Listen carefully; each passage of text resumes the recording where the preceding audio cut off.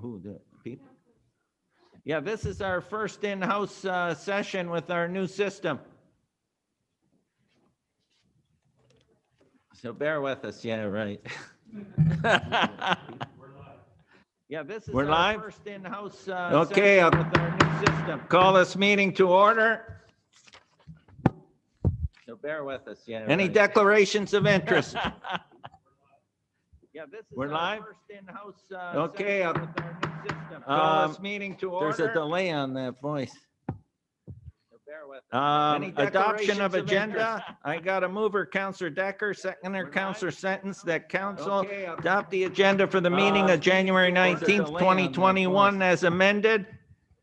Adoption of agenda. I got a mover, Councillor Decker, seconder, Councillor. Okay. No, we're good now.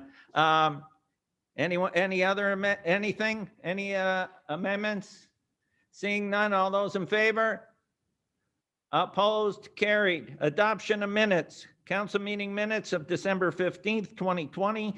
Moved by Councillor Neal, seconded by Councillor Longo, that the council meeting minutes of December 15th, 2020 be hereby adopted. Any errors or omissions? Seeing none, all those in favor? Opposed, carried. Mayor's report. First of all, on behalf of City Council and staff, I want to wish everybody a happy, healthy new year. This is our first meeting of the new year. And I'd like to, once again, on behalf of City Council and staff, once again, congratulations to Angie McDermott and all the best for a long and healthy retirement. I presented Angie with a certificate of appreciation and a small token of our appreciation from the City of Thorold on Friday, December 18th, 2020. Student summer job applications are open and due by Friday, February 12th at 4:30. Aquatic summer job applications are also open and will be accepted until all positions are filled. Apply now on the city website, www.thorold.ca. The regional chair and mayors met virtually on Thursday, January 7th to discuss vaccine strategy, communications flow, COVID-19 testing, and contact tracing. As a result of the meeting, a media release, which you received, titled Niagara Municipal Leaders Reveal Common Principles to Combat the Second Wave of COVID-19, was developed and signed by all 12 mayors and regional chair. It was released on January 8th, 2021. A letter was also sent to Premier Ford on January 8th, titled Responding to the Second Wave of COVID-19 in Niagara. The letter was also signed by 12 mayors and the regional chair. The letter focused on vaccine distribution strategy, ensuring that paramedics are on the priority list, and the large senior demographic in the Niagara region.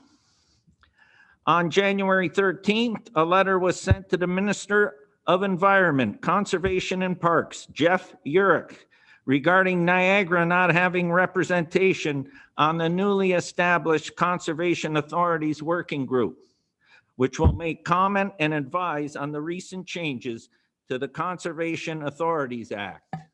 In that letter, we asked that we get a representative on that committee because it's an important committee and we want to be represented here in Niagara. On January 13th, Niagara Health Medical Advisory Committee released a letter which was distributed stressing that we be treated fairly and equitably regarding vaccine distribution from the province to the Niagara region. On January 14th, the City of Thorold issued a media release responding to the stay-at-home order and state of emergency by the province of Ontario. It can be found on the city website and was covered by the Thorold News. On January 14th, the heads of council were provided an update on COVID-19 vaccine rollout and public health measures by Premier Doug Ford, Health Minister Elliott, Solicitor General Jones, and General Hillier. This meeting was a teleconference, and the information that came out of this meeting has been put on the provincial website. On January 15th, Regional Chair Bradley, under the authorities granted him in the Provincial Emergency Management and Civil Protection Act, has created a community coordination task force for COVID-19 vaccination to ensure that Niagara's vaccine rollout is fair, equitable, and ethical. The regional chair's decision to create this task force in part responds to the direction of Niagara's Public Health and Social Services Committee on January 12th, which asked to create such a group.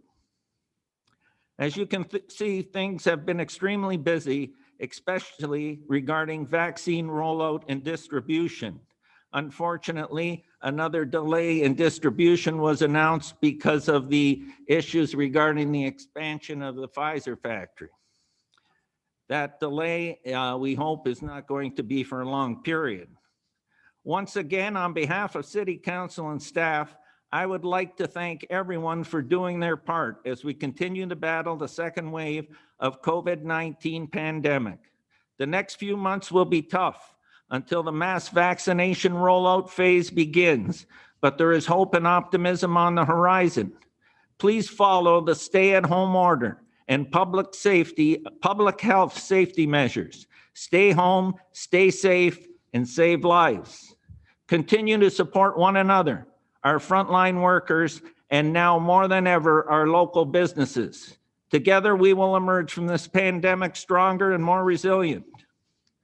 This is our first council meeting using our new in-house live streaming system, which residents can view on our YouTube channel. The link is available through the city website.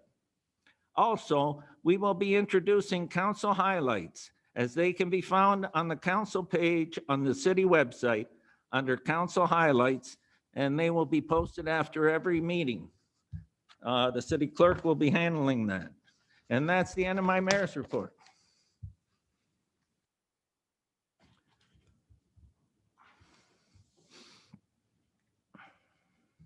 Public meetings. Next is a public meeting. Proposed zoning bylaw amendment, 1051 and 1071 Old Thorold Stone Road, D14-09-2020. Opening remarks and purpose of the meeting. The public meeting is being held pursuant to the provisions of Section 34 of the Planning Act, RSO 1990 CP 13 as amended.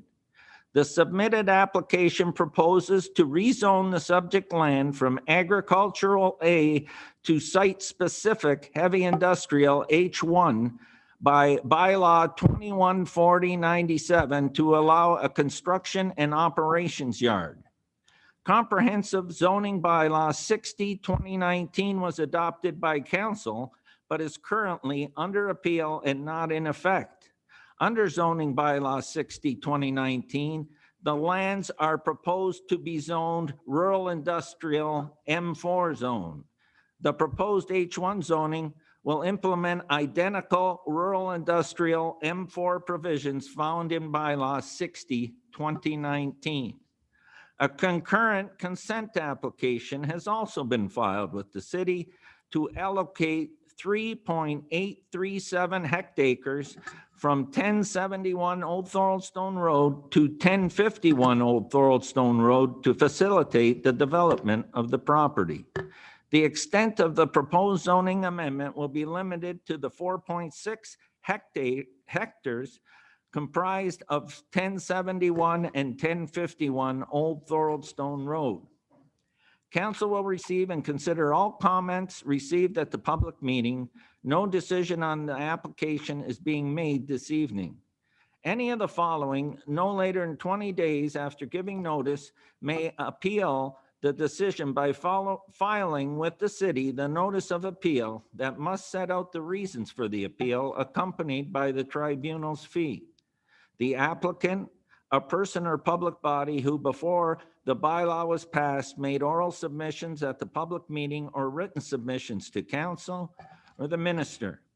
If a person or public body did not make oral submission at the public meeting or provide written submissions to council before the bylaw was passed, the tribunal will determine if all are reasonable grounds to add the person or public body as a party. Up first is a presentation from city staff. Denise Landry, Manager of Planning Services. Denise, I'll turn it over to you. Great, thank you, Mr. Mayor. I'm just going to share my screen so that everyone can see the presentation. I think it'll be easiest this way for me to go through it. So just bear with me a sec.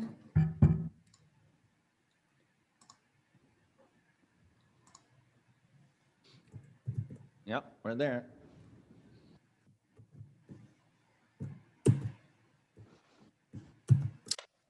My function button doesn't want to work to make it go large.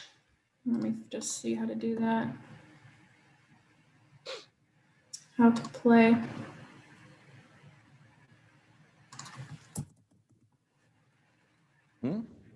Present. It's all right. Then, Denise, it looks good. Yeah, there we go. Perfect. Thank you. Thank you again, Mr. Mayor. For those participating in the meeting that don't know me, my name is Denise Landry, and I'm with the Planning and Development Services Department. This evening, I'm going to be doing a brief presentation on the proposed zoning bylaw amendment application for the properties known as 1051 and 1071 Old Thorold Stone Road. The subject property is located in Thorold South, and it's along the south side of Old Thorold Stone Road between Davis Road and Thorold Town Line Road. The current applicant is constructing buildings on the property, and these are in support of the future use of the property as a contractor's yard. There are vacant properties and residential dwellings to the east of the site, the Regions Service Center to the north, Thorold Stone Road to the south, and industrial uses to the west. As you can see, the site is outlined here in the blue, and it occupies part of 1051 and part of 1071.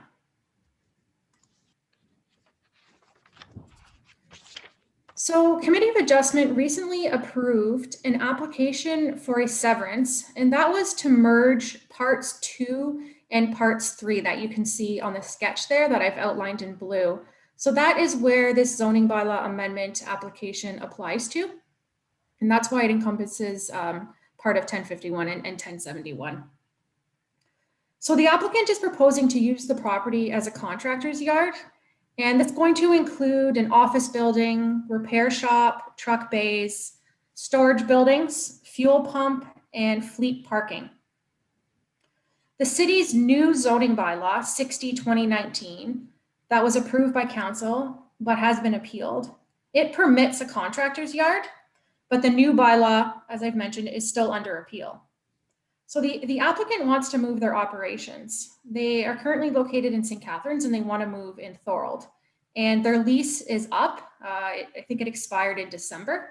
So what they've done, they've been waiting in hopes that the new zoning bylaw would take effect. But given COVID and the appeals, that hasn't happened yet. So they have decided to apply to get it moving so that they can move their operations here sooner than later.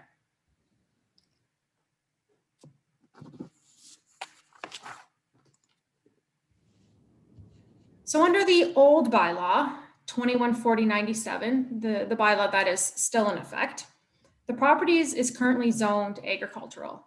And agricultural zoning would not permit the use of a contractor's yard that the applicant is proposing for the site. So the applicant is requesting to rezone the site for heavy industrial under the old bylaw. And they would need to reduce the landscape buffer that's required along the property lines from 5 meters to 3 meters. As I've mentioned, under the new bylaw that's currently under appeal, the property will be zoned rural industrial, M4 zone, and that zoning would permit the use. And that zoning also does not have the landscape buffer requirement, so they would not need to amend that. So basically, this is a technical amendment in advance of the new bylaw, as the applicant would like to move their operation sooner than later. We did, as per the Planning Act, circulate the application to agencies, internal staff, and neighbors adjacent to the property. And so far, we've received no comments from the public, and we've received no issues for any of the agencies. We are still waiting on one of the agencies to provide comments, but to date, we have not received any issues on the application. So this concludes my presentation. We'll be coming forward shortly with a recommendation report on this application so we can move it forward. We also have Craig Rowe with Upper Canada Consultants, who's the consultant for the applicant, on the call tonight. In case there's any questions, myself or Craig are happy to take any questions of council this evening. Thank you very much. Thank you, Denise. So Council, Denise and Craig Rowe from Upper Consulting are here for any questions. Are there any questions to the presenter or to Craig? I'll open the floor.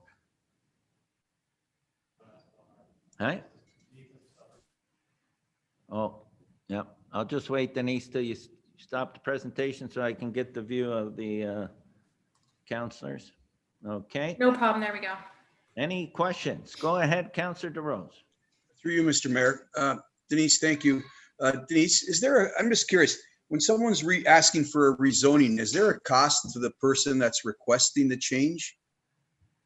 Through the mayor, yes. We do have planning fees for all applications, and those are intended to recoup some of the costs to run the department. The cost of a zoning amendment is approximately $5,000. Thank you. Anyone else? And I just have one question, Denise. This particular section of the new comprehensive zoning bylaw isn't under appeal, am I correct? Through the mayor, generally the bylaw was appealed in its entirety, but this specific section right now is not under contention, no. Thank you. Okay, I thank you both. Oh, do you have another question, Councillor DeRose? Go ahead. Through you, Mr. Mayor. Sorry, Denise, I just want to make sure that I know there's only a handful of neighbors out there. I just want to make sure that they somehow receive notification. I know you say that, I know we put it in the papers, certain papers. Was there a mailing to them also? Through the mayor, 100%. We did mail the neighbors as per the Planning Act. Thank you. Okay, any further questions? Seeing none, thank you very much. Public participation, public input. Now at this time, is there anyone online who wishes to speak on the application received? Please indicate to the clerk your desire to speak. Please provide your name and address for the public record. Is there anyone online? Nobody? I'll read it one more time then. Now at this time, is there anyone online who wishes to speak on the application received? Please indicate to the clerk and your desire to speak. Please provide your name and address for the public record. Matt, we see anyone? There's no one? Okay, move to closing remarks and closing of the meeting. This fulfills the requirements of the Planning Act, RSO 1990, CP 13, pursuant to Section 34. Council will consider staff's recommendation report, which will be subsequently considered by City Council at a future date. Please provide your contact information and indicate to the clerk at clerk@thorold.ca if you wish to receive notice of Council's decision. That's clerk@thorold.ca. Alternately, a letter requesting to receive notice of Council's decision may be sent to the clerk.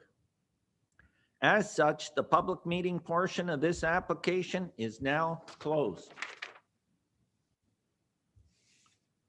Okay, and I'm going to move on to motion to receive and file minutes or adapt recommendations of council committees and boards. 12A, minutes to review for information purposes, moved by Councillor Kenny and seconded by Councillor Hanley, that council receive and file the minutes of the committees of council local boards as presented. Are there any errors or omission on any of those reports that councilors sit on? Seeing none, all those in favor? Opposed? Carried. Minutes to endorse recommendations. Planning and Development Services Public Forum Committee, moved by Councillor Wilson, seconded by Councillor Sentence, that council adopt the recommendations contained within the public forum, the minutes of the Planning and Development Services Public Forum Committee meeting of December 15th, 2020. Are there anyone that wants to speak to that report? Seeing none, all those in favor? Opposed? Carried. Okay, we're going to move into statement by councilors. And up first, I have Councillor DeRose. Physician recruitment, Councillor DeRose, go ahead. Through you, Mr. Mayor, thank you. A serious concern that I've had for years, and as evidence from my encounters and discussions with residents, verifies that a doctor shortage in Thorold has hit a crisis stage. With Dr. Pringle's retirement, there are beyond 2,000 former patients that now have no doctors. All this, even though our CAO and Economic Development Officer have diligently been developing strategies and networking to try to attract doctors. However, we need extra assistance. We need all the assistance we can get. So I'm here before my fellow councilors to ask for your support in my motion to have the regional doctor recruiters make Thorold a priority when trying to attract doctors to the region. In closing, almost half of our property taxes go to the region. We now need the region to help us locate doctors for this dire situation and to make the doctor shortage issue in Thorold a priority for all. So I wanted to read a motion. Thank you to our Economic Development Officer for helping me formulate this. So the motion goes as is. Whereas the Niagara Region Physician Recruitment and Retention Program was established in 2001 to promote family practice opportunities and to attract and retain physicians in Niagara. And whereas the program works in collaboration with clinics in all 12 municipalities, and whereas the retirement of Dr. Pringle as a general practitioner in the city of Thorold has been cause for over 2,000 residents to be without a general practitioner. I would like to request that the Niagara region, through its physician recruitment and retention program, expedite and devote resources to this pressing and urgent need for a replacement general practitioner in the city of Thorold, and that the regional recruiter be advised forthwith. You have a seconder for that motion, Councillor DeRose. Councillor Longo. Speakers to that motion. Go ahead. I got Councillor Neal. Thank you very much, Mr. Mayor. I know in the past we have had a program to look for positions for the city of Thorold, and we have put some incentives in that.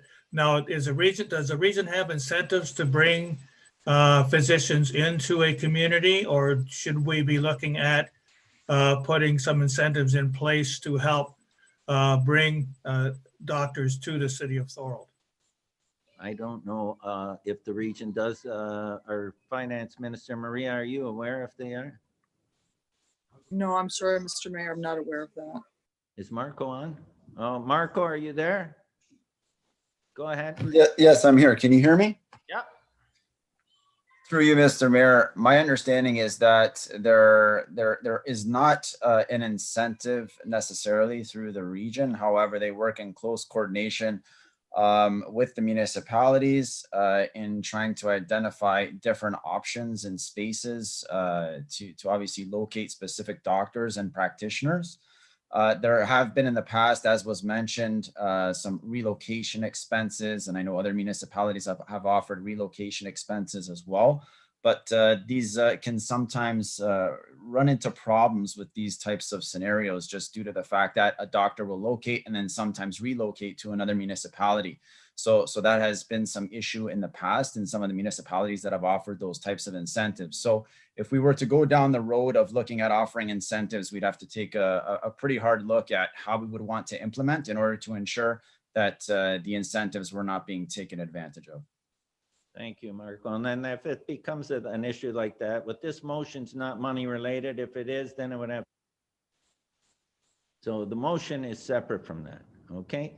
Anyone else want to speak to the motion? Councillor Decker.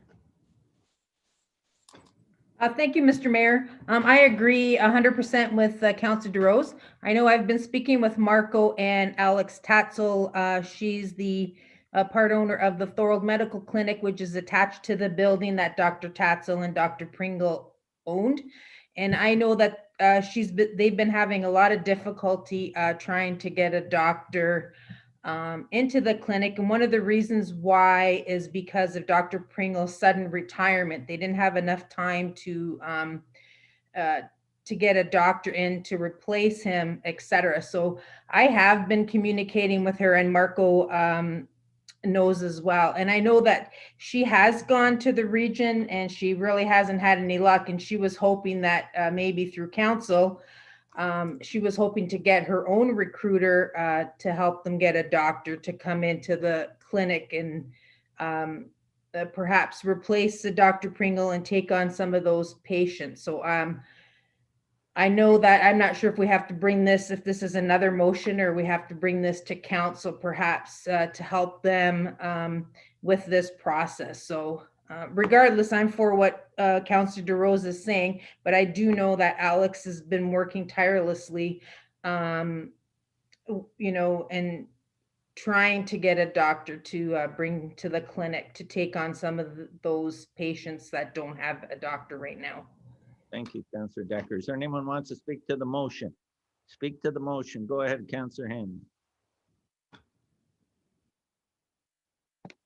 Thank you, Mr. Mayor. Dr. Pringle was my doctor. I'm one without a family physician at the moment, and I'm actually in need of one because I got some items that we need to take care of, and it is tough, but I had to actually pay for my medical records to be released so then I could forward them through Health Canada to a physician recruitment thing. And I do have a doctor that I'm hoping to connect with in St. Catharines, actually, but there is a process to go through.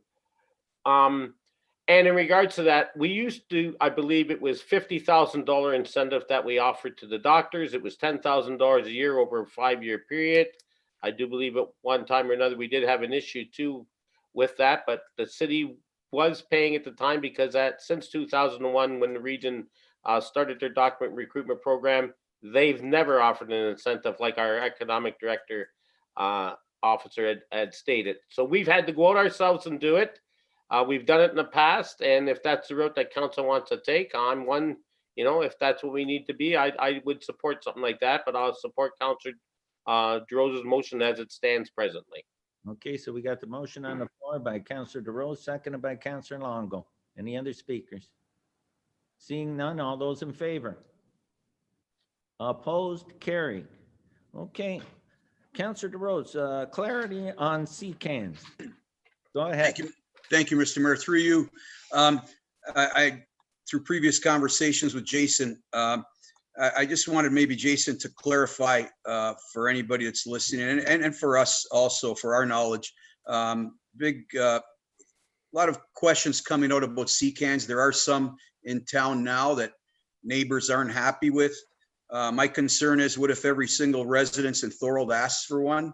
So I just wanted to ask if Jason can clarify anything for us, and as far as if we need to change the wording of any of the bylaw that does exist, if it needs tweaking or not. Thank you, Mr. Mayor. Turn that over to Jason. Jason, go ahead. Thank you. Through you, Mr. Mayor, to Councillor DeRose. Currently, the municipality does not have a regulation that specifically addresses shipping containers. That is in effect, I should say.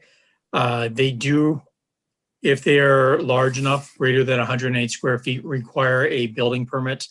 If they are being used as a building, they do require to comply with our zoning bylaw as an accessory structure. The city of Thorold's new zoning bylaw that council passed more recently, that is currently under appeal, does specifically address shipping containers and will not allow them on residential properties once that zoning bylaw comes into effect.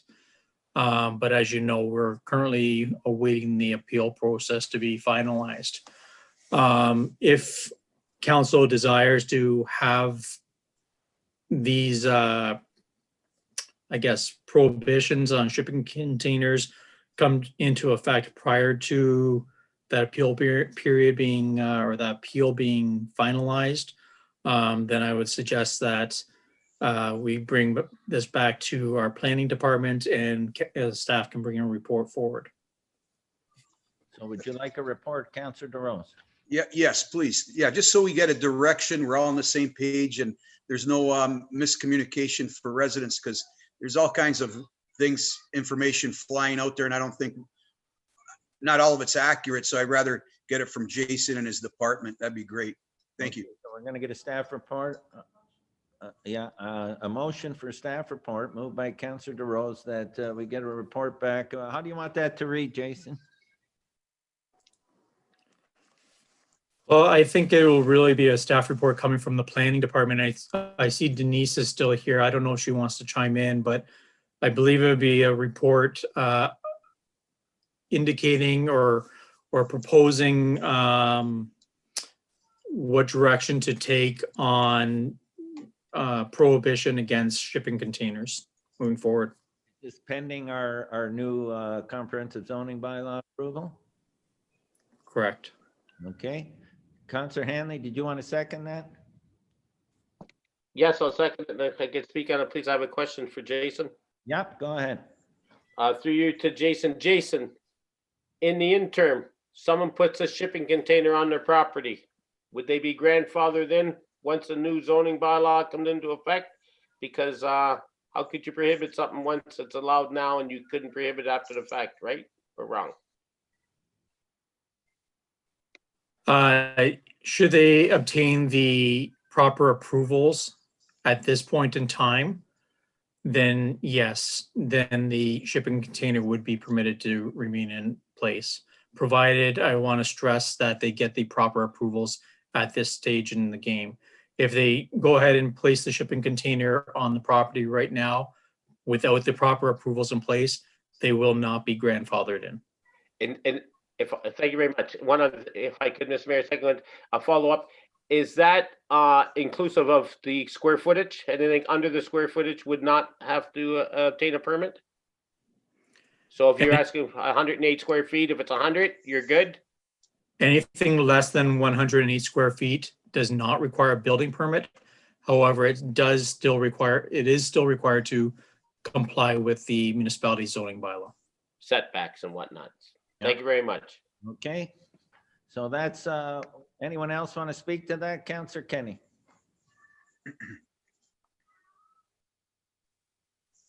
Can we, to Councillor Hanley's point, can we put something in it that says that we stop issuing these permits until we get this resolved, so that we don't get somebody going tomorrow and saying, I got to get one on there.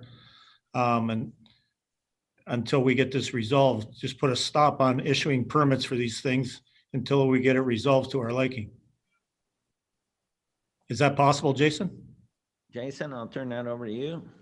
A moratorium is what you're asking for. So through you, Mr. Mayor, to Councillor Kenny, the only way of going about doing that, and this might be a better question for Denise Landry, but I believe the only way that we could do something like that is by passing an interim control bylaw prohibiting that use within the city. But as long as the municipality's bylaws do not prohibit it, we would not be able to prohibit the issuance of a building permit. Denise, do you want to speak to that? Yep, through the mayor to Councillor Kenny. That is correct. We, as the zoning bylaw currently is silent on it, it doesn't prohibit them. We do have to allow building permits.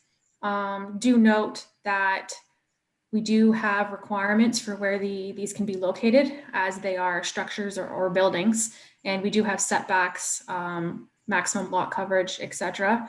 And the majority of these, to be legal, would have to be located as an accessory building in somebody's backyard. But to Jason's comment, yes, an interim control bylaw could be a mechanism. There are rules around an interim control bylaw. Council does have to direct staff to undertake a study. That is the only mechanism in order to enact that. And to that point, we do have a bylaw that we have approved, zoning bylaw 60/2019, that does prohibit shipping containers on residential properties. Just to note that, yes, we are waiting on that bylaw, but we do have a bylaw forthcoming to address this. Okay, so a staff report back would be the quickest mechanism. Am I correct? Based Through the on mayor, that, we have rules and regulations but we're waiting on the bylaw. And if we can move something prior to that, then would that be the best mechanism? through the mayor, the staff report can assess what the options are for council's consideration. Thank you. Okay, is everybody good with that? I had the mover, Councillor DeRose, and who was the seconder on that one? I think Councillor Hanley, you were the seconder. Yeah. And any further questions? Go ahead, Councillor DeRose. Through you, Mr. Mayor. Denise, is there a timeline, rough idea of how long that'll take about getting the bylaw in place? Well, the report, you want the report. Oh, not the report. I'm talking about the bylaw. She said that was going to be implemented, that they're waiting to implement. Well, that depends on the hearing. We don't have a date yet, do we, Denise? Like, is it, no, I'm just saying, is it weeks or months or? Through the mayor, that is a very good question and one I get asked daily, unfortunately, with the current pandemic situation and how the LPAT typically is not the quickest tribunal to set hearing dates. Unfortunately, I don't know. Okay. It's a, yeah. We don't I'm have not sure. some date, Councillor DeRose. Okay. And just one more question, Mr. Mayor, to Jason or Denise. So let's say I put one up on my property tonight. Obviously, I didn't get a permit. So tomorrow city comes. What would be the fine for that? Because I'm just trying to, I give people a heads up not to do this without proper paperwork and permits, because I know some have in the past. So I just want to know, can you give me a ballpark figure of what a fine would be for these people that contravene this? Thank you. Go ahead, Jason. Through you, Mr. Mayor. So if a shipping container were to be placed on property prior to receiving the proper approvals, there, at the very, very least, their building permit fee would be doubled. In addition to that, they would have to take any steps necessary to satisfy the municipality that they are in compliance with the zoning regulations, building code, as well as any other applicable law that may apply to that property. So that any fees associated with that, it could be a wide range of fees. And then in addition to that, if they are unable to obtain compliance or choose not to, then it would go to the courts, and the courts can levy quite hefty fines in the tens of thousands of dollars, potentially. Thank you. Okay, so we got a mover, a seconder to bring that staff report back. All those in favor? Opposed? Carried. Okay, I got Councillor Sentence up for thank you to frontline workers. Yeah, thank you, Mr. Mayor. I just wanted to take this time to thank all of our frontline workers in Thorold and the ones who work outside of Thorold for all their hard work and long hours. They're keeping us safe and others safe while putting themselves in harm's way. And I would like to especially thank the staff and people at Cobblestone Gardens Retirement Center. That's our one and only in Thorold, and they've done a fantastic job. I was talking with a couple of them this week, and they still, knock on wood, have zero COVID cases. So I just want to thank them. Thank you. The sentence well stated. Well stated. You're also up for update on plans for the ice and arena for the balance of the season. Okay, thank you. Thank you again, Mr. Mayor, through you. I just had a couple of questions or a couple ideas on this. So a few of our user groups have asked me about our ice plans and if we have a deadline as to when we would shut things down. Like if the lockdown proceeds beyond this, if we start up on the 10th, what we could do, how far we would go. So I guess I'm asking staff if they could come up with or a report maybe for our next meeting to let us know their ideas, or so we can let them know maybe a cutoff date or a time when we're going to take the ice out and say we tried, but COVID has changed things, or we're going to say, okay, if we can get anything in until April, then we're going to do it that way. And I know it's a fluid situation, and it changes every day. So they just have asked that, and I said I would try and find out if we had that type of a date or if we could look into it. Again, my second part of this is, and this came to mind because I saw something in the city of St. Catharines, I would also request a report to see if we could look into the outdoor rinks for next winter, like St. Catharines is having their trial they're doing this year, where they supply the outdoor equipment, set up the training, but the user groups who apply to run them, they run them. So we don't have to supply personnel, we don't have to supply anything else.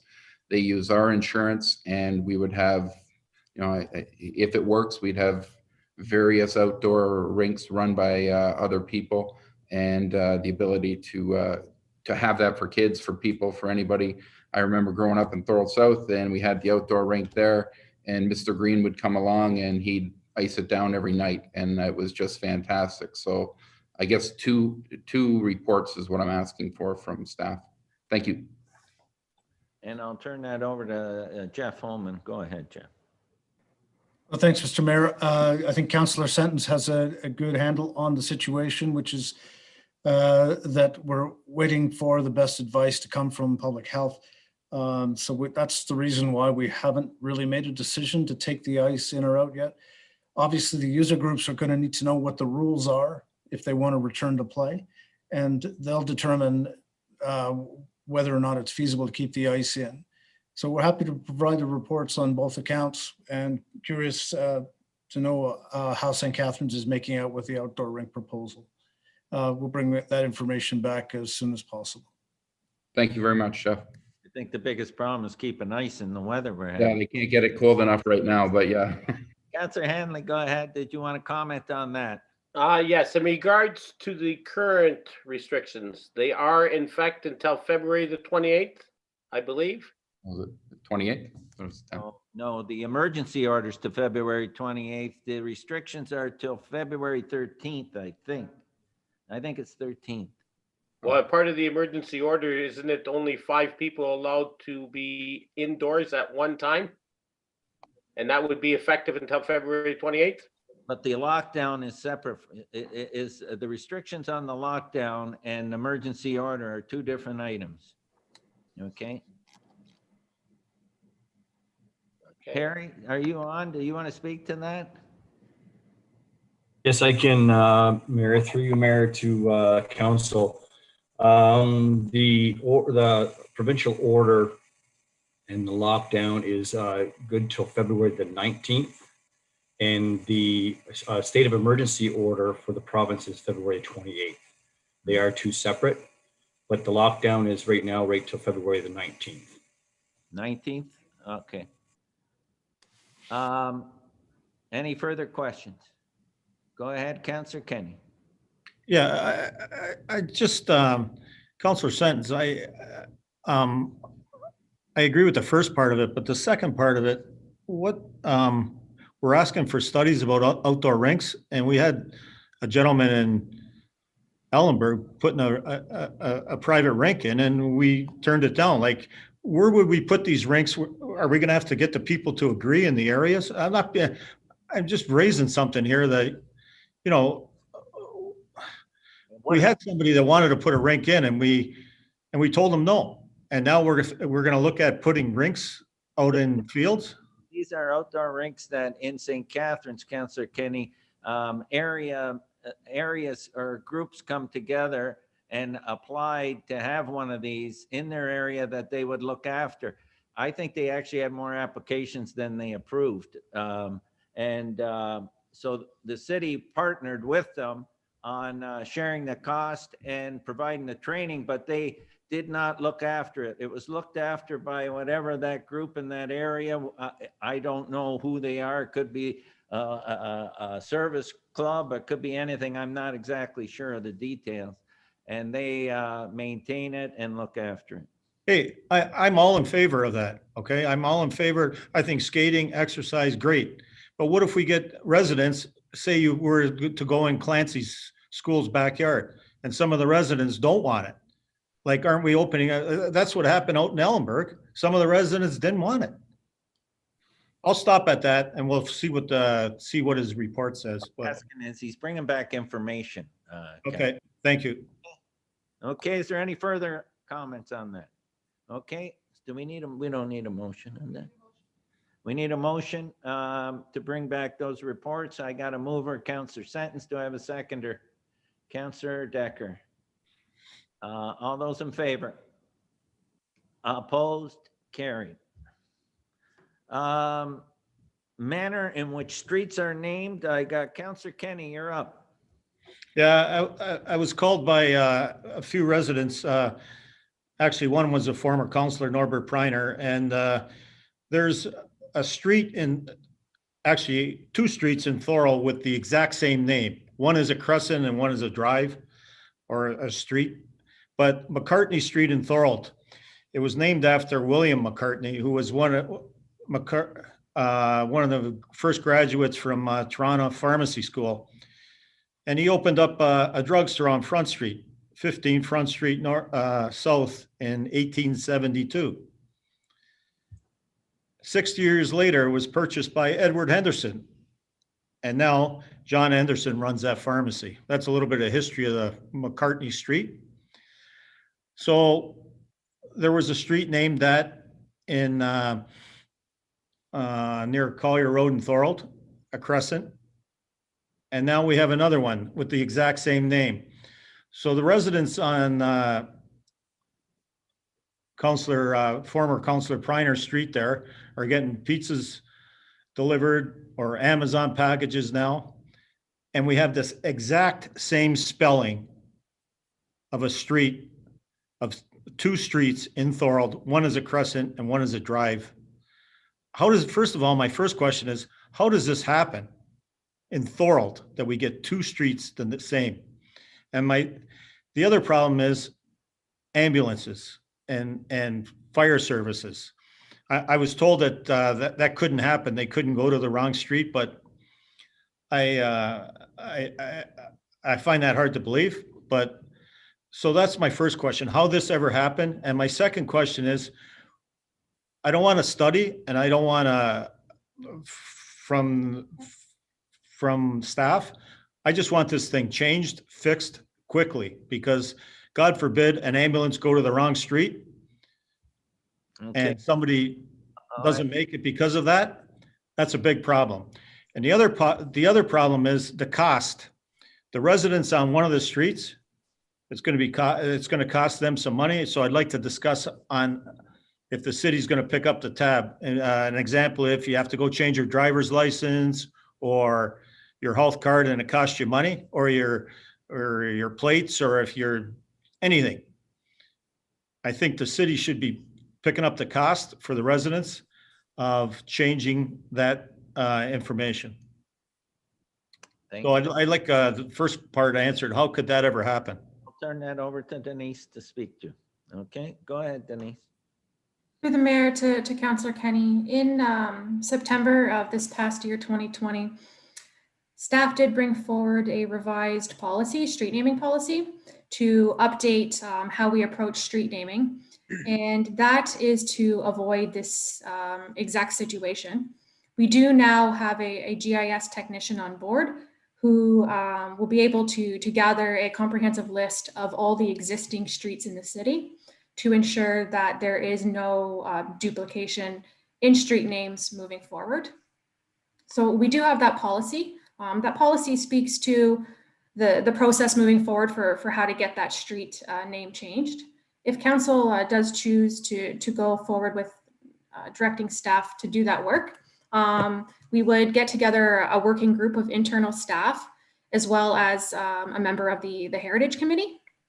And we would put forward to council a proposed street name based on an approved list of streets that we've got. And then council would consider that for the change. All the residents on the street that would have the change would be given 60 days notice prior to the bylaw being brought forward that we are intending on changing the street name. So what you just said, it sounds like it's going to be like a 6-month process if we decide to do it. Through the mayor, we do have a policy in place. I don't anticipate 6 months being the time frame. If council does direct us, I don't think it would be too difficult to get that committee, even via Zoom or via email, to have a half an hour discussion to put forward a street name, take that to council, say in the next month or two, get council to okay that. Then we would need to notify the residents before we bring the bylaw forward as per the policy.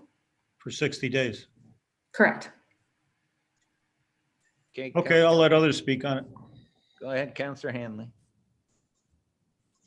Mr. Mayor, this would be superseding a motion that council put forward previously, because I know Councillor Neal spoke on it and so did I, asking staff to bring a report forward in regards to how we were going to address street names, because I know Councillor Neal as well as myself had some concerns with the names of some of the streets in Thorold, with a lot of reputable individuals in Thorold not being recognized. Italian immigrants, I know that Councillor DeRose mentioned that before, and the goodwill that they've done for our canal and the building of Thorold. And now we're looking to supersede that. Shouldn't we be dealing with the motion that was brought forward at council and have that brought forward as to how we're going to address the issue that was brought, the motion was brought forward at the time? That policy's already been approved by council. That policy on naming future street names, but this is an issue where 2 streets have the same name that we have to fix the problem. The new policy is so that we don't have this problem in the future. We already have a new policy. So I know. What Denise wants to do is get the committee together and pick a name so that we can then move to change the duplicated street name using the new policy.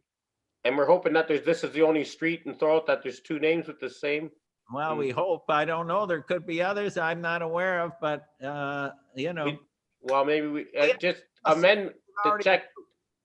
We should be checking. I think I appreciate, Mr. Mayor, you are correct there with the direction already from council being approved, but we should be looking to see, as Councillor Kenny made out, there may be other duplication in the street, so we need to address them all at the same time.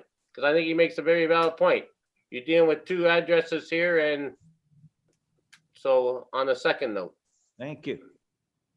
Councillor DeRose. Through you, Mr. Mayor, I agree 100% with Councillor Kenny.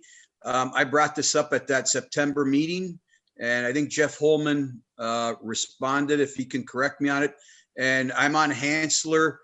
Believe it or not, there's a Hansler Road, and our sign says Hansler Street. When I went to apply to run for council, I almost didn't have the proper address because I was told I live on Hansler Drive, which I never knew.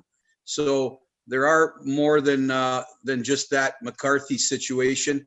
When I have friends come from the US to visit me, they always end up at the Hansler that runs between Beaver Dams and Highway 20 near the cemetery.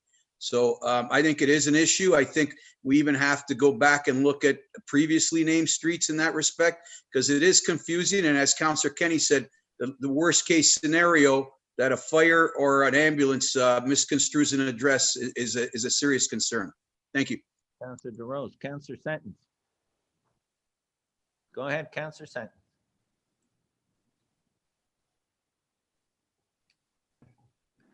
Thank you, Mr. Mayor. Yeah, through you, I agree with Councillor Kenny and Councillor DeRose. I know I went to Councillor DeRose's house one time and I put it in the GPS and it brought me to the other location.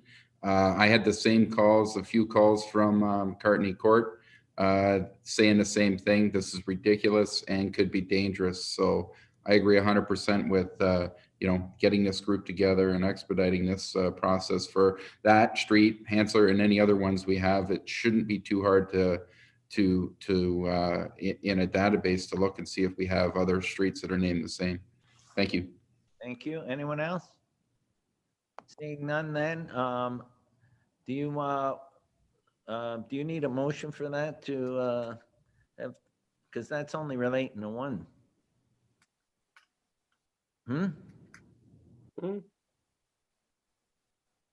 We're only doing, relating to McCartney right now, but we want to change the scope to have a look and make sure if there's other issues that we resolve them. Am I correct? Okay. Do I need a motion for that? The committee. And look at any other potential duplications, okay? So I have a mover, Councillor Kenny. I have a seconder, Councillor Sentence. Okay, that planning will convene the committee, which has been approved by council, to review McCartney and look at any other duplications, okay? Any further discussion? I have a seconder, Councillor Sentence. Okay. All those in favor? Opposed? Carried. Okay, up next, I have Councillor Hanley, public apology. Go ahead, Councillor Hanley. Thank you, Mr. Mayor. As part of my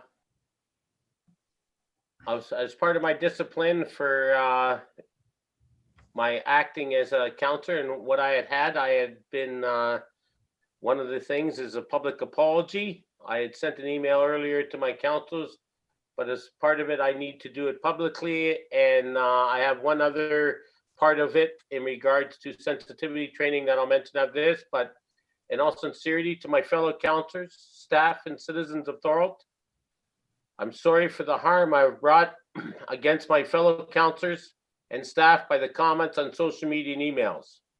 I apologize for all and any harmful comments, criticism, or disrespectful remarks that were directed towards yourself and others. Mistakes for which I take responsibility and cannot be condoned. I will do my utmost to be respectful of staff and my fellow councillors and accept any decisions made by council without negative comments. I would do my utmost to mend relationships between staff and my fellow councillors to regain their trust and confidence in me, and I will take the appropriate steps to assure myself as well as staff and council that the previous conduct by myself will not be or will not occur in the future and going forward.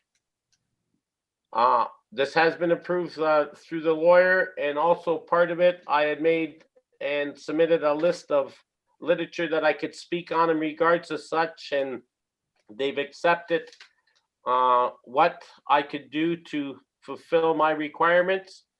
And it's going to be dealing with working as a team, being accountable, understanding your team's expectations, communicating, exercising good judgment, creating an atmosphere of trust again, creating a learning environment, looking for common ground to minimize conflict, and other items, and right down to responsibility, accountability, and volunteering your time and skills is part of the suggestions being made. And I've completed one of 2 books that was to read to fulfill the requirements as put out by the Integrity Commissioner. And I expect within the next couple of weeks that I will fulfill the other literature, and I could let council know they've approved a book, Municipal Leaders, a Survival Guide for Elected Officials, and also a book by Daryl Carnegie and Associates, Listen, the Art of Effective Communication. So I just want to have council be aware that I am fulfilling the commitments that has been required of me, and my sincere apologies. And we really appreciate you bringing that forward tonight, Councillor Hanley. Can I have a motion, a mover and a seconder to accept Councillor Hanley's apology? Moved by Councillor DeRose, seconded by Councillor Sentence. All those in favor? Opposed? Carried unanimously. Thank you, Councillor Hanley. Thank you, council. Up next, consent reports. There's 6 consent reports. Does anyone want to pull a consent report, or are we moving them all? Go ahead, Councillor Hanley.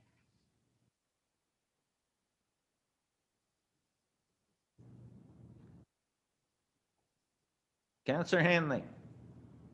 Did you want to pull a consent? Yes, I do. Sorry, I had the mute off, Mr. Mayor. It's in regards to the 2021 regional budget waste and water increase at the region, I believe that accumulates to 2%, 1 and 1. And then on the waste management budget, a 4.5% increase at the region. Do we know at this time how that may impact us as a municipality, seeing that we're currently and will be shortly going into budget deliberations? Okay, good question, Councillor Hanley. I can tell you that those are separate approvals from the main budget. The 2%, which would affect our water sewer charges, is 2%. So we know that going in. And the waste management, how does that work? I'll turn that over to Director of Finance relating to our costs. Through you, Mr. Mayor, the waste management is, they assign a cost to Thorold levy, and then it's allocated based on your weighted assessment. Okay, and the rest of the budget, Councillor Hanley, we're going to finalize the budget. We have a special meeting on Thursday afternoon. We're very close. And then they're hoping to approve the bylaw for the regional budget on Thursday evening, which will mean then that we'll have all those numbers coming into our budget. Okay, that's what I was wanting to know. So we'll know wastewater management and whatnot when we get into our budget. So there's no numbers maybe coming down the road. It'll be finalized fully at the region, hopefully. Do you want to speak to that? Go ahead, our Director of Finance, Maria. Through you, Mr. Mayor, I'm not certain that that we will have the numbers, but if it is passed, we can provide you with a projection. The only thing that does change is the region does taxation policy, and that's the ratios that they charge the various classes. That may change, so we won't necessarily have the exact number with respect to the regional and the waste management. The other consideration is that the water and wastewater is a separate budget, and that will be done probably in the next few months. And I can tell you also, Councillor Hanley, that and he sits on the budget committee, but Councillor Whalen's planning on coming to the next council meeting to report on the budget. Okay. If I could just do a quick follow-up in regards to the rate, if I could ask you to Maria. Maria, in regards to the rate, is the concern that it may change because the province may change the numbers themselves? Through you, Mr. Mayor, what I'm hearing with respect to the province is they actually have they are lowering the education rate. On an annual basis, what the region does is the province really doesn't necessarily get into taxation ratio policy. That's more left at the regional level. And what they do on an annual basis is they do kind of go through and make some determinations in terms of, do we need to make a change or not? Okay, thank you. Okay, is there any other questions? Seeing none, then we got 6 consent reports. Since you got your answers, you're good, Councillor Hanley. We'll move all 6. I got consent reports moved by Councillor Longo, seconded by Councillor Decker, that council approved the following consent reports. DF 2021-01, DF 2021-03, CC 2021-01, FES 2021-01, FES 2021-02, and FES 2021-03. All those in favor? Opposed? Carried. Okay. We'll move into discussion reports. Up first, CAO 2021. I have a mover, Councillor Decker, and a second, Councillor Neal, and I'll turn this over to our CAO. Go ahead, Manoj. Thank you, Mr. Mayor. The recommendation is that council receive this report for information purposes. Thank you. Go ahead, Councillor Hanley. Okay, thank you. Just a question on it in regards to the retracted email. When I read the one paragraph, the process of retracting a corporate email is sent to other corporate email addresses that the server is asked to complete a specific task to search for the sender's name and the subject of the email. I won't go on to further, I'm sure we've all read it. Does this mean that if I was to send an email and I accidentally push send all, that I could call someone at City Hall and have that email, retract it, and only have it sent to the individual that I wish it to be sent to? Is that the way I'm reading that? Who's answering that? Are you going to answer that? Okay, Manoj, go ahead. Through you, Mr. Mayor, as it points out in our policy, we don't have any, our policy is dated. We are going to change our policy, and we are going to bring the policy about our use of technology at our subsequent meeting in February, hopefully in the first meeting in February, just to make sure that we have everything incorporated in that. Our policy, as I said, needs some changes. But at this point in time, the way when our manager of HR, who has done the investigations, looked at it, there is nothing for anyone who has sent an email in an error can retract it. That email, yes. Okay, so if someone sends it in there, we can retract it. Because if I could just point out, I bring this up because this actually happened to me the last term of council also, where an email was inadvertently sent to me, but I actually saved that email at the time. So this has happened the prior term of council with the previous CAO was present. So we need to update it. This has now occurred twice over the last several years. So I hope something to come forward so we can correct that. Do you want to speak to that, Don? It's not your post. So that's coming when? Next meeting or the one after? Can you give us a timeline? Yeah, through you, Mr. Mayor, I have had a chance to speak with our manager of IT, Matt. He is going to look at it, and then the intent is to bring the updated policy at next council meeting. Okay, Councillor Hanley, does that answer your question? Thank you. Okay, any further questions? Go ahead, Councillor Wilson. Thank you, Mr. Mayor. Sorry, I don't want to drag it on, but I just don't see what the issue is with retracting an email that was sent in error. I wouldn't want to take away somebody's ability to do that, because I look at it like, what if you sent confidential information, realized after you did it, you replied all. I don't think it's wrong to be able to retract that and send that back. I think initially when we asked for this to be investigated, it was assumed that an individual went into that counselor's email and deleted an email, but that's not what happened. So I'm just stating that I don't think that needs to be put in the policy, that nobody can retract an email. I don't think that's necessary. Well, if I could comment on that, it was the comment that was made. Hanley, wait. That was the object, Mr. Mayor. You don't have the floor. Our CAO has the floor. Thank you, Mr. Mayor. Councilor Wilson, we will put together some, the policy will speak about it. We are not saying that we will not allow anybody to retract it, but we'll put some rules and regulations around it, that how it has to be retracted and in what circumstance it will be retracted. Thank you. Go ahead, Councillor Hanley. Well, I would appreciate it. I think it was the comment that was the issue, and to have that retracted, maybe we can hire another fire prevention officer, laugh out loud. That concerns me. It may not concern other councillors, but that concerns me. And then to have it removed, it was sent to my email address and it was taken away before I could actually save it. So that concerns me. Even if it was sent in error or not, it's the comment that concerned me, not the fact that the email was sent mistakenly.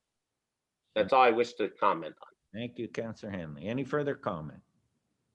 Seeing none. All those in favor? Opposed? Carried.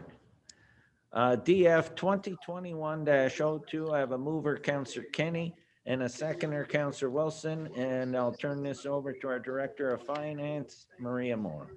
Thank you, Mr. Mayor. The recommendation is that the report be received for information purposes. Thank you. Speakers to the report. Go ahead, Councillor Hanley. I'd like to thank Maria for bringing the report forward. Actually, Maria, you gave me a lot of great information that I passed on to some businesses out there that really maybe weren't in the loop or weren't getting the knowledge or the information that really had, but I researched some of the links that you gave me and I appreciate it very much, and I forward that to other businesses. Very helpful. Thank you very much. Thank you, Councillor Hanley. Councillor Neal. Thank you very much, Mr. Mayor. And I agree with Councillor Hanley. There's a lot of information out there, and I guess it really is up to the small business to at least look for it. I have just one thing here from the Ontario COVID-19 Business Support Grant, and you can get up to $20,000 for businesses impacted by the COVID. Additional property tax and hydro rebates could be looked at, and reimbursements of some PPE costs. So there's programs out there for small business, and I guess it's just a matter of how we get it out there that these particular different things are available to them. Thank you, Councillor Neal. Anyone else? Go ahead, Yeah. CAO Manoj. Yeah, thank you, Mr. Mayor. Just wanted to remind everybody that our manager of economic development, Marco Marino, he's proactively reaching out to the community and informing them what these incentives are from the upper levels of government, so that they don't have to search for it. He's reaching out to them and trying to help them as much as he can. Thank you. Yeah, and the one other thing I want to add is something if we want to look at during budget, because all these are budgetary items. I know St. Catharines last night at their meeting are waiving some of the parking fees in the downtown area, and they are also looking at extending the permit fees on the outdoor patios for this year as well. So those are small ticket items that we may want to look at. But just to give a little thought to you before budget, think about those type of things. You know, where we can maybe help business, but it's not considered bonusing. Yeah, you know. So, anyways, that's all I have. So, great report, and all those in favor. Opposed, carried. Up next, PWCS 2021-01. I have a mover, Councillor Longo, and a seconder, Councillor DeRose, and I'll turn this over to our Director of Public Works and Community Services. Go ahead, Jeff. Thank you, Mr. Mayor. The recommendation is that council approve the parking restrictions on the various new subdivision streets, and that Schedule B of the Parking and Traffic Bylaw number 150-2012 be amended to reflect these restrictions on streets. Do I have anyone that wants to speak to this? I knew you were going to speak to this, Councillor Longo. Go ahead. Mr. Mayor, and Mr. Holman probably knew I was going to speak on it also. Question for Mr. Holman through you, Mr. Mayor. Just the appendix, the pictures of the streets and the no parking signs. I'm a little confused. Maybe you can explain it. If we could look, I guess the best example would be Confederation West, the no parking signs. It says both on every street, so indicating that there's no parking on any of these streets, but I know that's not the case. Can you explain this, how it's laid out?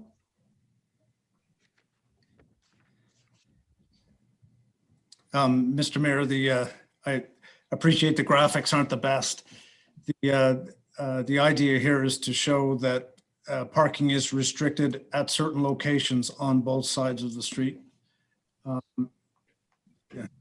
Okay, through you, Mr. Mayor, to Mr. Holman, because when this was brought up originally, the concern was the amount of parking on streets, and what we were trying to do is limit parking on new developments, new streets, so we could limit parking to one side, which would make it much easier for your maintenance staff in terms of snow removal, et cetera, et cetera, et cetera. So I just want to make sure that although these maps may not be very clear, that these new streets in these new subdivisions are following that directive, which means that we're going to have much more efficient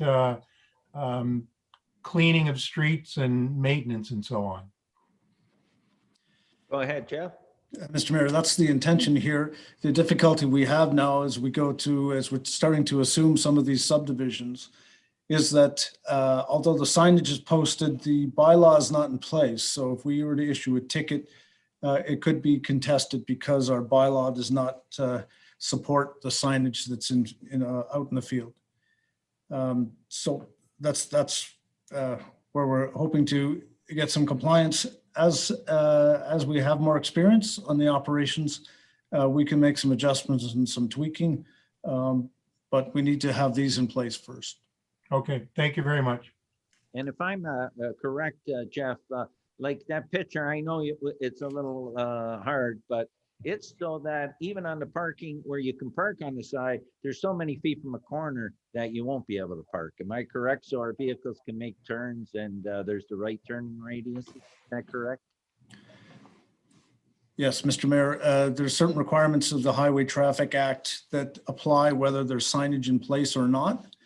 But with the bylaw amendments are being proposed here tonight would fall outside of that. Okay, is there anyone else have any questions? Go ahead, Councillor Kenny. Yeah, it's just a question on the process. I've been asked by people that said, why is there no parking on my side of the street and not the other? And my answer was, and I don't even know if it's right, the no parking signs are basically on the same side as the fire hydrants on a street where you're choosing which side. Is that how you do it, Jeff? Or I think, Mr. Mayor, there's a couple of rules of thumb there. It all depends necessarily on the frontage of the lots, where parks are located, sidewalks are located, hydrants are located. The new transportation master plan that was approved by council last year had developed a really good matrix that talks about where parking should be permitted and what the rules of thumb should be. So we're just simply applying this decision matrix to new subdivisions when they come in. And the hope is that we can make sure that the parking signage is installed before the residents actually move into these places. So there's no question about, whether the parking should be on my side of the street or his side of the street. okay, thank you. Anyone else? I just want to say, Jeff, thanks for bringing this forward. It's so much easier. And I know Councillor Longo, that's why I knew you were going to ask a question, but we've been through this when we get signs and all that's installed prior to, so that we don't have to go after and change things, because then it becomes a nightmare. So I think it's great to have that. And I want to thank you for bringing this forward. So all those in favor? Opposed? Carried. PDS 2021, I have a mover, Councillor Hanley, and a seconder, Councillor Sentence. And I'm going to turn this over. Are you going to handle this, Jason, our chief building official? Are you taking this report? Mover, Councillor Hanley. Yes, Mr. Mayor. Councillor Sentence, go ahead, Jason. Through you, Mr. Mayor, the recommendations of this report are that: one, council approve the creation and hiring of a new manager of building services position within the Planning and Development Services Department. And two, that council pre-approve $135,000 operating costs and $24,000 capital costs for 2021 to accommodate the new manager of building services position. And that concludes the recommendations of the report. And I'll open this floor up to questions, because I think it's pretty, there's some questions that I'm sure that Jason will answer to alleviate some concerns on the cost. Go ahead, Councillor Sentence. Thank you, Mr. Mayor. Through you. Well, I saw the costs were mostly covered, and you said didn't hit the taxpayer or the levy. I thought that was good. I just have a couple of side questions. Does hiring this person free up yourself or bylaw to do more enforcement? Like, does this trickle down as far as, freeing up people for other times at all? And I had a second part to the question, but if you could answer that first, I'd appreciate it. Go ahead. Certainly, through you, Mr. Mayor. So the purpose of this position is to be 100% dedicated to overseeing building division. In addition to myself, it will definitely free up my time as well to also continue to assist and provide better assistance to bylaw. But this position here will not be associated with bylaw enforcement in any way. It will be 100% building related.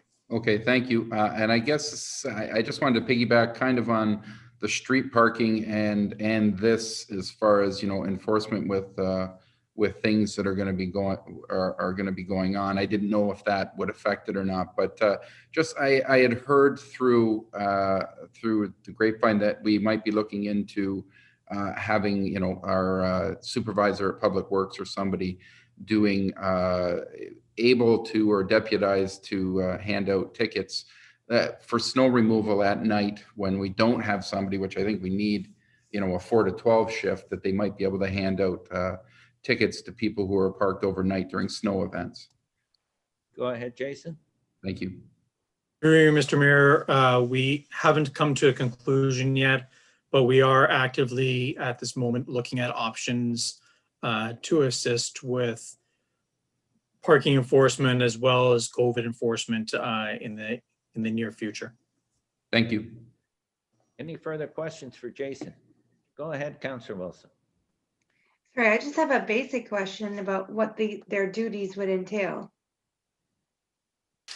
Through you, Mr. Mayor, so this individual would be responsible for assisting myself in overseeing the daily operations of the building department. Right now, I am split in building department, bylaw enforcement, and crossing guards.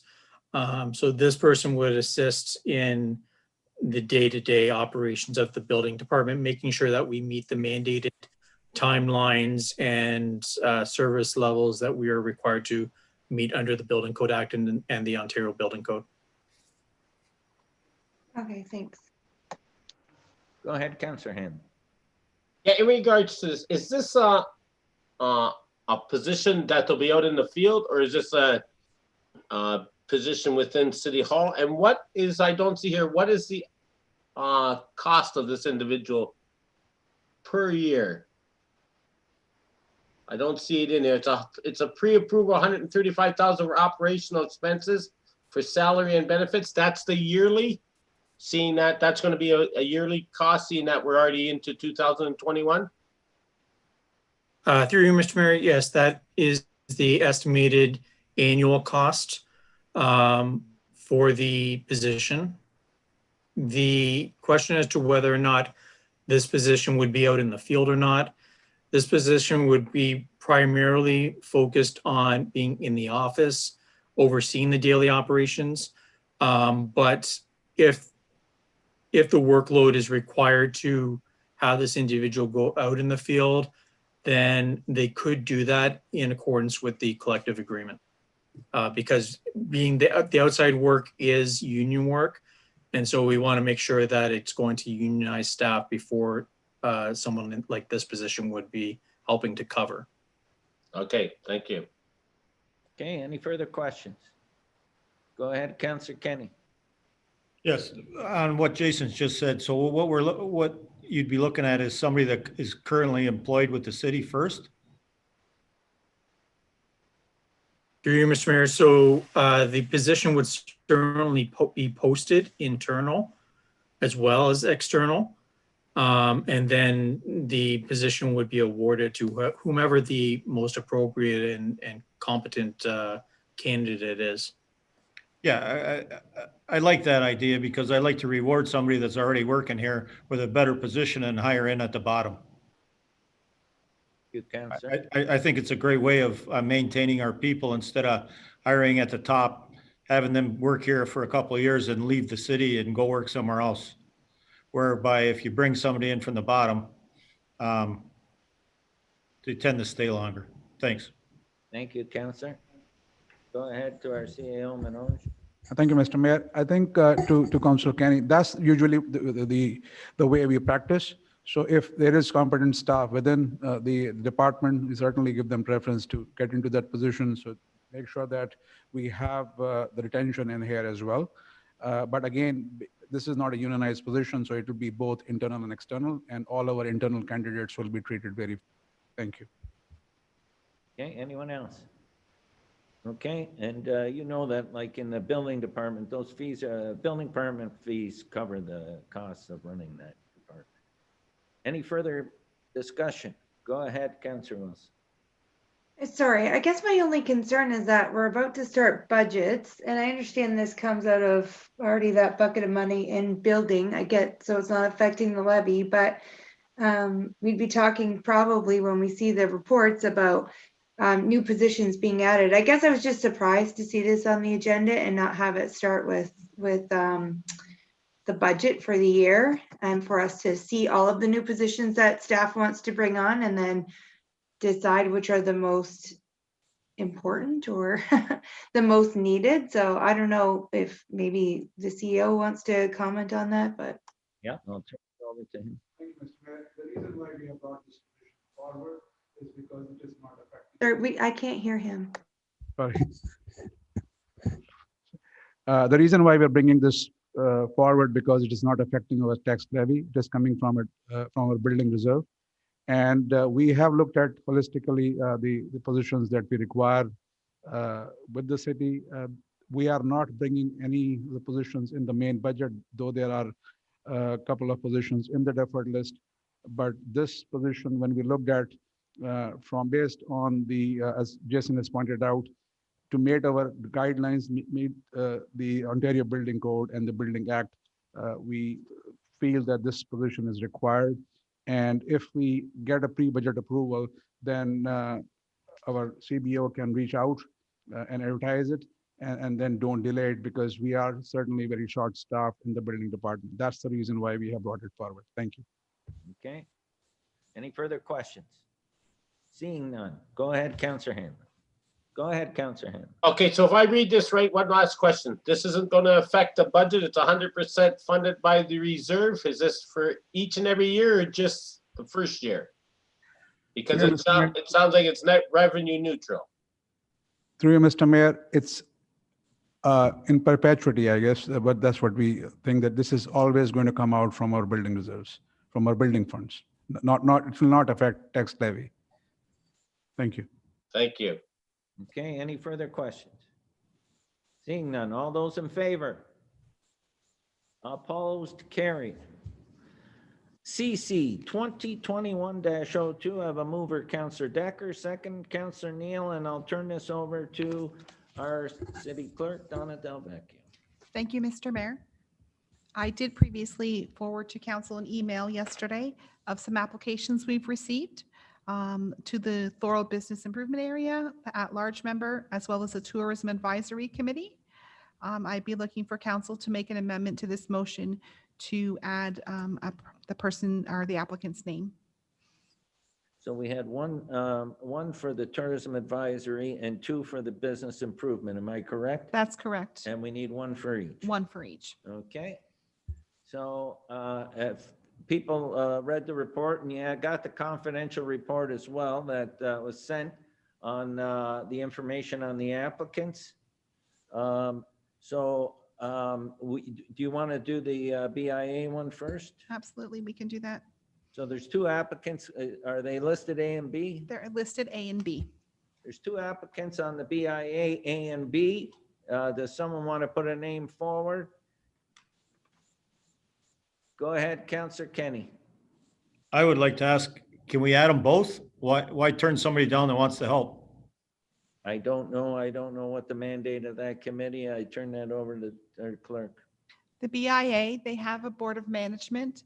Their terms of reference do state one at-large member. We need to be careful with the terms of reference for a BIA because they're treated differently than a council committee. So at this point, thank you. we're just looking for one. Thank you.